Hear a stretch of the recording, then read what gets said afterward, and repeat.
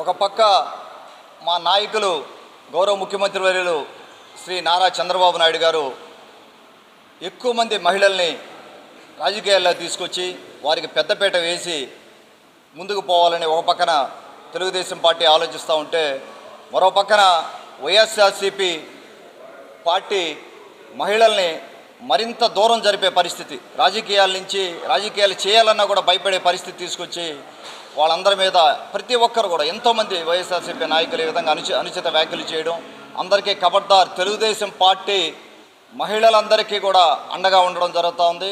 రేపు పొద్దున 33% మహిళలు రేపు అసెంబ్లీలో కూర్చోబోతూ ఉన్నారు. ఏ ఒక్కరికి ఏ ఇబ్బంది లేకుండా కూడా మా గౌరవ అధ్యక్షులు, అలాగే మా నాయకులు, మా యువ నాయకులు, అలాగే మన జనసేన పార్టీ అధినేత పవన్ కళ్యాణ్ గారు అండగా ఉండడం జరుగుతూ ఉంది. రాబోయే రోజుల్లో కూడా ఎవరికి ఏ ఇబ్బంది కలగకుండా కూడా మార్పు తీసుకురావడానికి, అలాగే దీని మీద కఠిన చట్టాలు కూడా తీసుకురావాల్సిన అవసరం ఉంది. పాలసీలు కూడా కొన్ని మేక్ చేయాల్సిన అవసరం ఉంది.